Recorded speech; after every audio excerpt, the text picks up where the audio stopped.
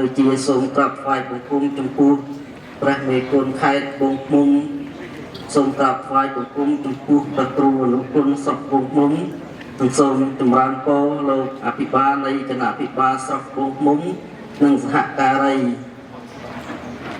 ran po đòn lô cha cái cầm ca cột bồ sát óc chết đi sải rập an trong cả nan ở đất tầng liên muôn rồi chỉ chơi cái nào thật đấy mày trao cho láng sâu nó cọt sờ hành nhìn pre ru pre thiên này pre quốc vì sống tam ông pre sa sông con trái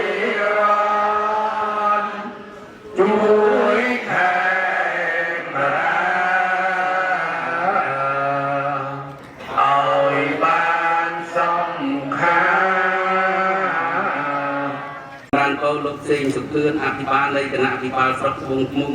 និងក្រុមប្រឹក្សាជាទីរាប់អានរបស់គង់ឲ្យមេត្រីធម៌សូមចម្រើនពរលោកនាយកនាយិកានាយសិស្សសូមចម្រើនពរលោកអាចារ្យគណៈកម្មការលោកយាយលោកតាពុទ្ធបរិស័ទស្រីប្រុសគ្រប់រូបទាំងអស់ដែលមានព្រះវត្តមាននៅទីអញ្ញពេតារាមទូលត្រៀត្បូងគម្រោងលោកការក្នួយគម្រោងស្រុកត្បូងឃ្មុំទាំង3គម្រោងក្នុងនាមខ្ញុំប្រកាសណាអាត្មាភាពតំណាងគណៈគ្រប់គ្រងពុទ្ធិកសិក្សាលោកគ្រូអ្នកគ្រូនិងសាមណសិស្សទាំងអស់ខ្ញុំអង្គពិធីទាំងមូលក្នុងមហាណាត់អធិរិទ្ធនៃពិធីបវេសនកាលឆ្នាំសិក្សាថ្មី2026ទី170នៃពុទ្ធិកបឋមសិក្សាទូទាំងស្រុកត្បូងឃ្មុំនាថ្ងៃសៅរ៍6រោចខែចេកត្រូវនឹងថ្ងៃទី6ខែមិថុនាឆ្នាំ2026នេះនៅក្នុងបរិវេណពុទ្ធិមានទូនីតិសំខាន់នៅក្នុងប្រទេសកម្ពុជាតែត្រូវបានរដ្ឋាភិបាលចាត់ទុកថាជាសាសនារបស់រដ្ឋដែលមានពុទ្ធបរិស័ទយើងលើសពី85%គ្រប់ប្រតិបត្តិនៅអញ្ចឹងថ្ងៃនេះជាលើកទី2ដែលបានមកបោកប្រវេសនៈវត្តដើម្បី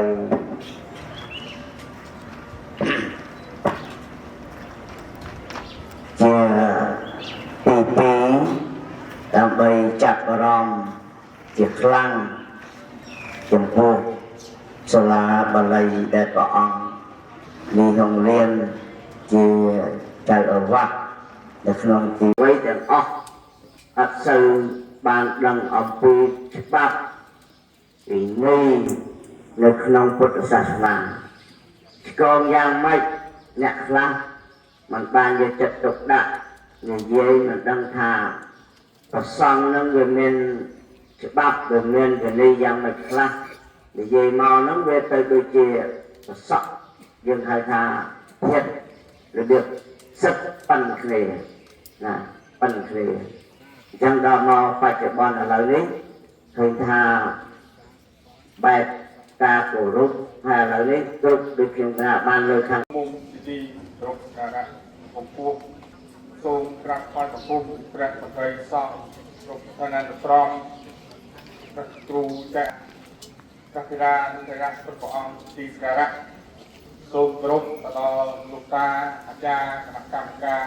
ពុទ្ធបរិស័ទទាំងអស់ដែលមានវត្តមាននៅទីនេះបានថ្ងៃនេះទូលព្រះបង្គំ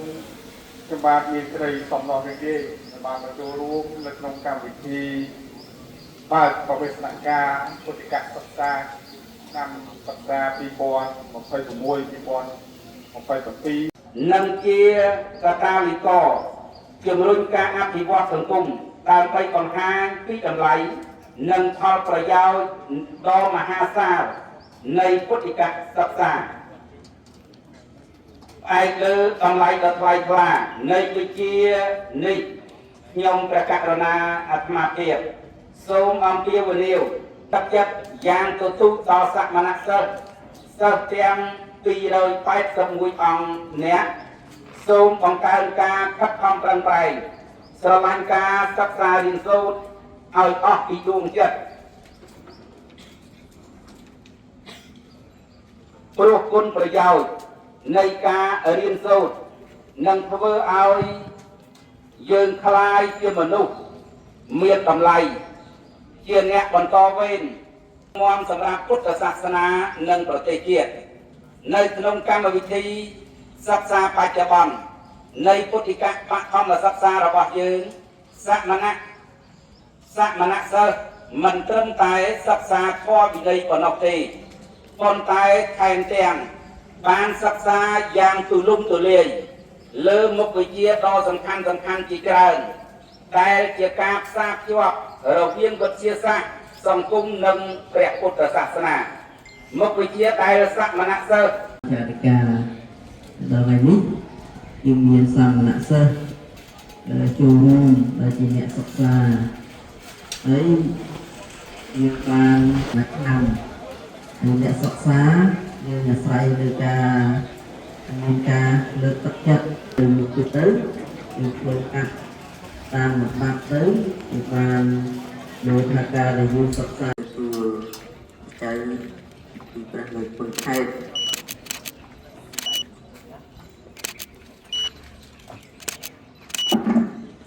មកជា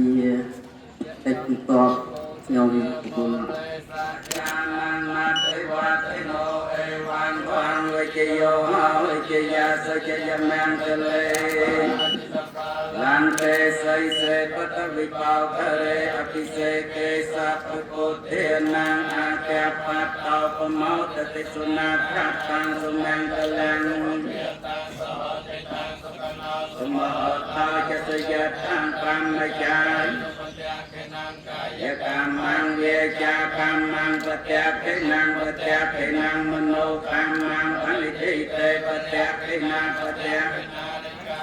នលតានតេបត្យាភិនេសា